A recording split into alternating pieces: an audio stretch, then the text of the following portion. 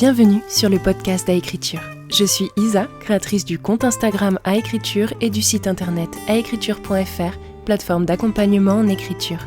Dans ces épisodes, on se parle méthode d'écriture, quotidien d'auteur, blocage et réussite. Mon but ? Vous rassurer, vous donner mes tips et vous booster à finir votre roman.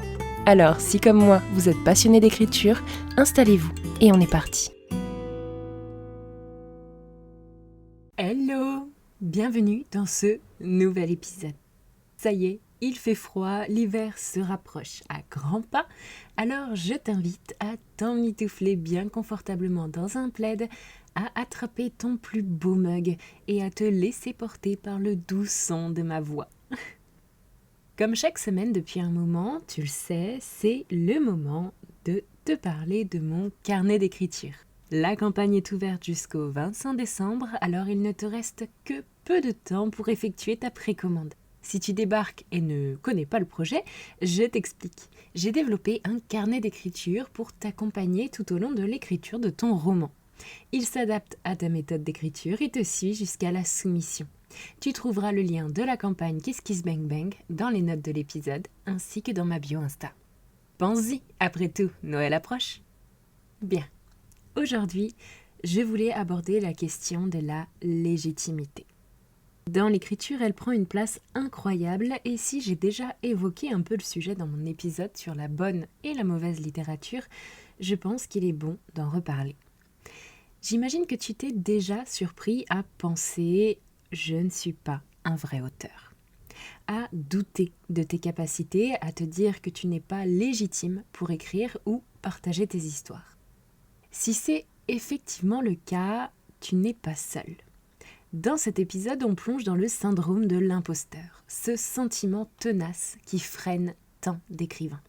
On va comprendre d'où il vient, pourquoi il n'a pas sa place dans ton processus créatif et surtout comment le dépasser.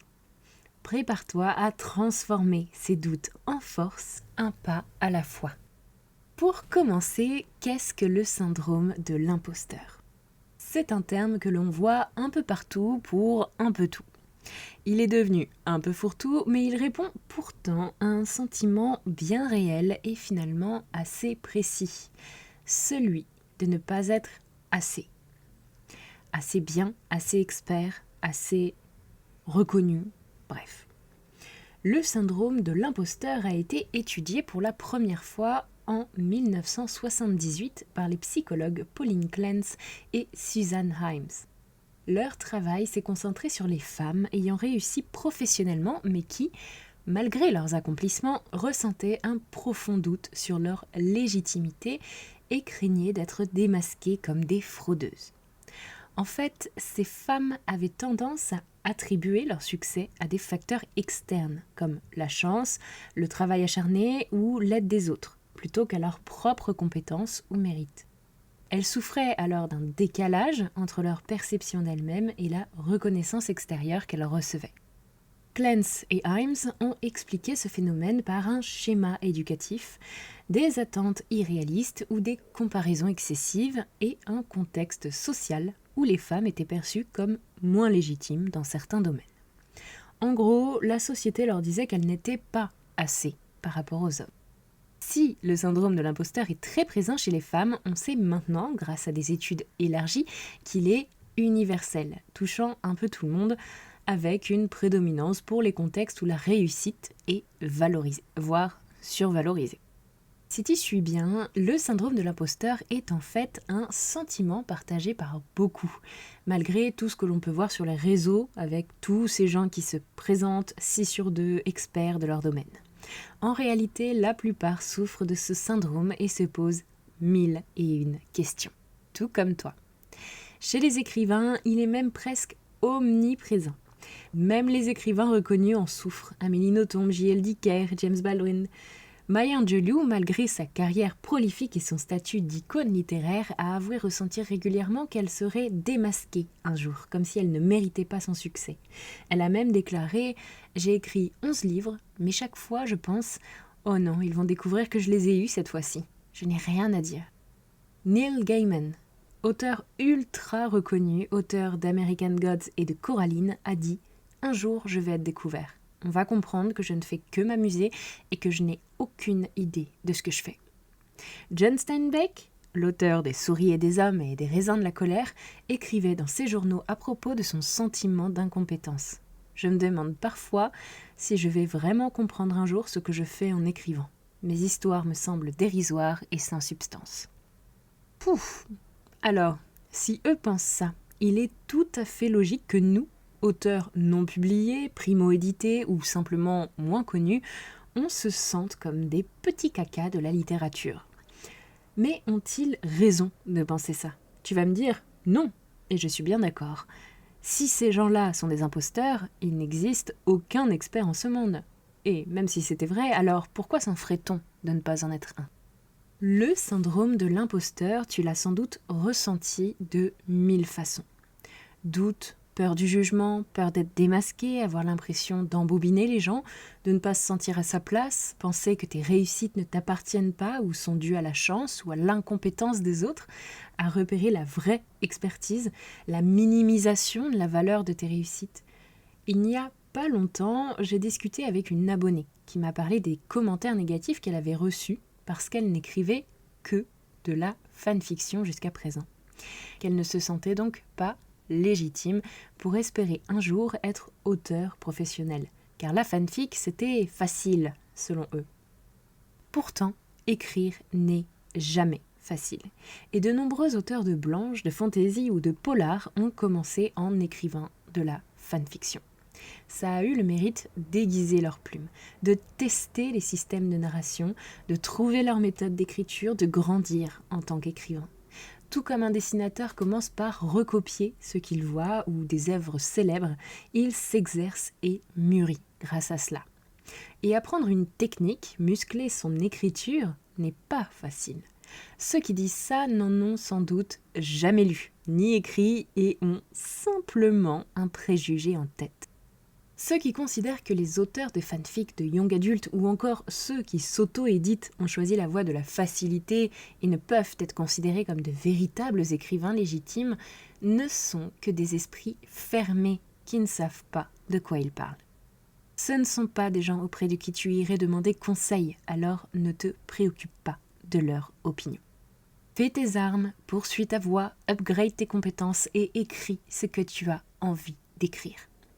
Le plus souvent, le syndrome de l'imposteur naît de la relation que l'on a aux autres, d'une remarque insignifiante qui va heurter ta confiance en toi. Pour t'aider à construire un bouclier mental contre ces commentaires malveillants, je t'invite à pratiquer cet exercice.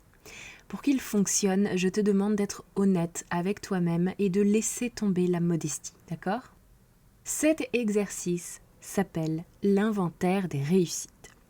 Tu vas établir une liste de 10 choses dont tu es fier, liées ou non à l'écriture, mais plus ce le sera, plus tu seras reboosté. Ça peut être simplement « j'ai terminé une nouvelle, j'ai reçu un commentaire positif sur Wattpad » ou encore « j'ai plusieurs idées de romans en attente ». Tout ce qui te rend heureux, fier, même si les autres n'y accordent pas d'importance. Ce qui compte ici, c'est toi. Une fois que tu as ta liste, affiche-la près de ton lieu d'écriture et lis-la à voix haute pendant 1 semaine pour booster ta perception de toi-même et prendre conscience de tes réussites. Maintenant qu'on sait un peu plus ce que c'est, je te propose qu'on analyse un peu d'où ça peut venir, ce sentiment. On l'a vu avec l'étude de Clance et Himes. Cela vient souvent du contexte dans lequel tu te développes en tant qu'individu. Par l'éducation, ta famille ou tes proches au sens large t'ont transmis des valeurs. La plupart du temps, ce sont de bonnes choses, mais lorsque par exemple la valorisation de la perfection, de la réussite ou du prestige est trop présent, ça peut entraîner une recherche constante de la perfection et donc le sentiment de ne jamais être à la hauteur. Inconsciemment, tu vas rechercher à plaire, à satisfaire des attentes qui n'ont parfois rien à voir avec ce que tu veux toi.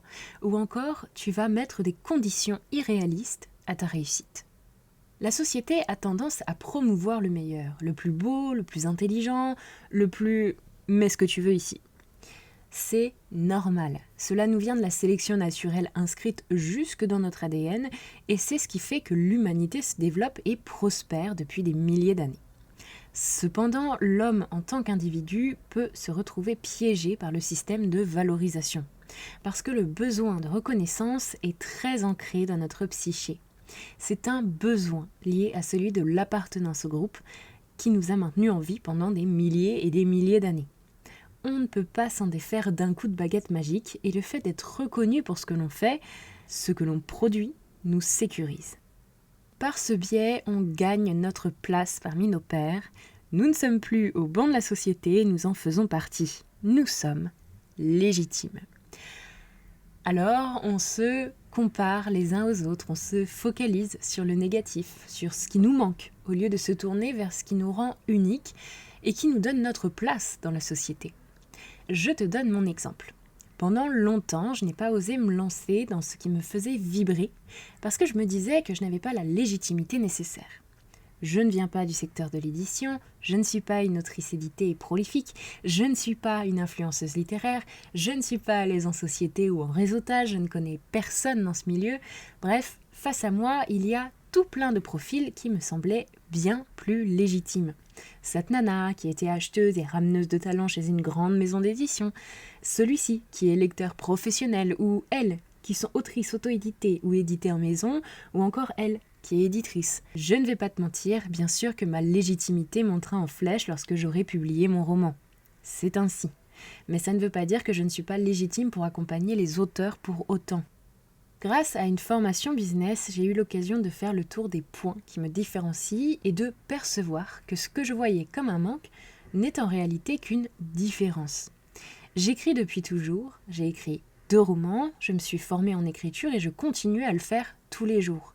Mon appétence pour la psychologie m'a amenée à me certifier en thérapie brève et en coaching pour travailler sur la santé mentale, les habitudes d'écriture et la structure de vie d'un auteur, tout autant que de la narration. Surtout que depuis que j'ose me lancer dans ce projet, mon but a toujours été d'aider les auteurs à écrire leur histoire. Pas leur promettre une publication, mais à exprimer ce qu'ils ont réellement en eux. Se focaliser sur le plaisir d'écrire et d'accomplir un rêve. D'oser se lancer. La publication ne dépend pas totalement de l'auteur. Or, mon but est d'offrir aux auteurs l'opportunité de travailler les leviers auxquels ils ont accès. De booster la confiance en soi, de livrer la meilleure histoire possible. L'acte d'écrire n'a pas toujours une vocation de publication. L'acte d'écrire peut être thérapeutique, une simple expression de soi, comme le dessin ou la peinture. Mais même sans la pression de l'édition, des blocages apparaissent. Des résistances empêchent tout ça. Mais je m'égare. Je m'éparpille encore une fois. Vous le savez, c'est un de mes gros défauts que j'apprends à combattre chaque jour. Tout ça pour vous dire que j'aurais pu rester concentrée sur ma limite d'expérience, sur ce que je ne pouvais pas apporter. Alors que j'ai plein d'autres choses à poser dans la balance, des choses qui offrent une alternative aux autres propositions d'accompagnement. Ces limites, ce sont des choses que l'on prend pour irrévocables, alors qu'elles ne sont que des croyances qui nous limitent.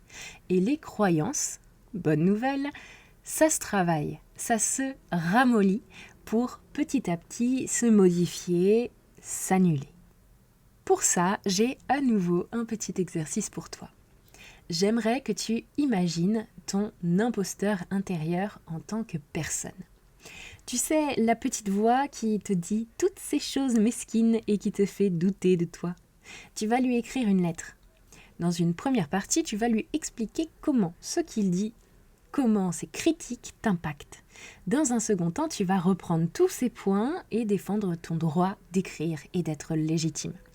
Tu peux t'appuyer sur la liste de tes réussites d'ailleurs pour t'aider. Je veux que tu sois ton propre avocat de ta carrière littéraire.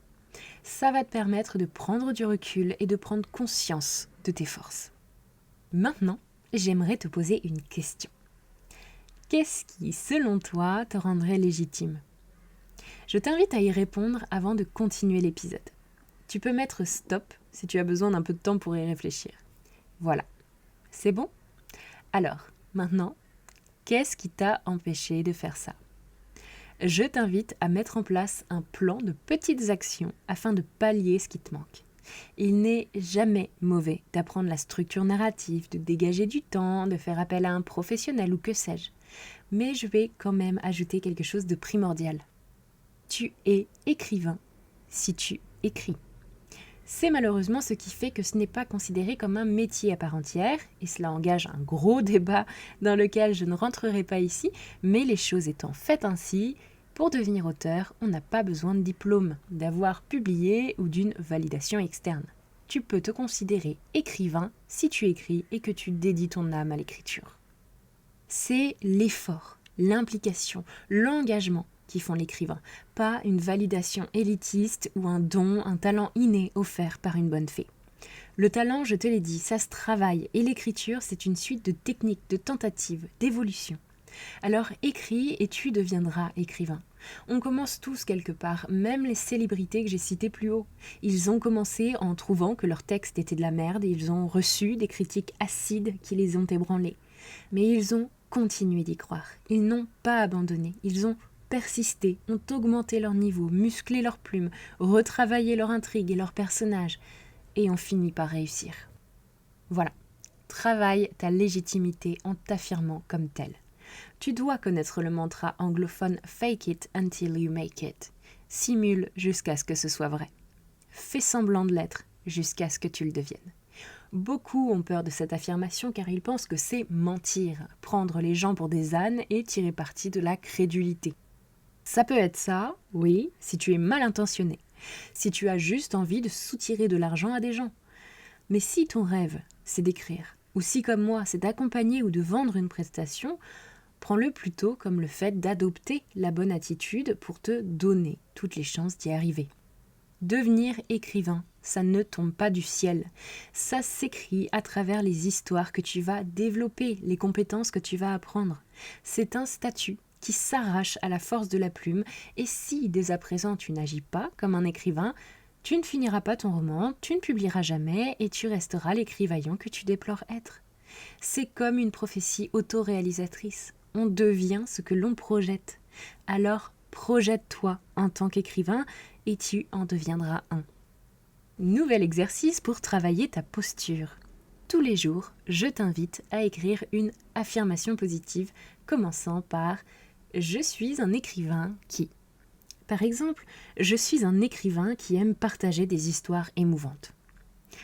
À force de répétition, ça va renforcer ton identité et créer un lien positif à l'écriture. Enfin, j'aimerais que l'on se parle de ce que concrètement tu peux faire pour contrer le syndrome de l'imposteur quand il pointe son nez. On a vu ce que c'était, on a compris d'où il venait et on a vu que ça pouvait changer. Et pour ça, le meilleur antidote, c'est d'entrer en action. Au lieu de rester passivement dans ton coin à te dépatouiller plus ou moins bien avec ton rêve, deviens proactif. Envoie des courtes nouvelles à des organismes de publication, réseaute, va au salon du livre, parle de ton parcours sur les réseaux, partage tes écrits avec des amis de confiance ou des bêta-lecteurs, participe à des ateliers d'écriture, forme-toi. Il y a tout un tas de choses à faire, alors commence dès maintenant. Je te le répète, en faisant, tu deviens. Toutes ces actions vont renforcer ta confiance en toi, te booster pour continuer et alimenter un cercle vertueux. Ce ne sera pas tous les jours facile, la procrastination pointera le bout de son nez elle aussi, mais tu dois le savoir, plus on fait, plus c'est facile de faire, alors que moins on fait, moins on a envie d'en faire. Contre le doute, c'est l'action qui te sauvera. Mais surtout, n'oublie pas de commencer petit, réaliste, faisable, facile, pour te challenger peu à peu, sans te brusquer, sinon c'est le blocage assuré. Là-dessus, on va venir travailler avec le défi des petites victoires. Pour commencer, fixe-toi un défi réalisable pour la semaine. Par exemple, écrire 500 mots ou partager un paragraphe sur un réseau social. À la fin de la semaine, célèbre ta réussite avec une récompense, peu importe l'ampleur du résultat. La notion de récompense est importante pour engager ton cerveau au réflexe d'action égale plaisir. Alors, n'hésite pas. Veille à ce que la récompense soit proportionnelle à ton effort, qu'elle ne soit pas démesurée si l'effort n'était pas challengeant ou, au contraire, ridicule si l'effort t'a presque fait souffrir. Tu verras, grâce à ça, tu vas booster ton mindset et bientôt, tu seras inarrêtable. Le syndrome de l'imposteur est l'un des premiers blocages de l'écrivain, mais il n'est pas une fatalité.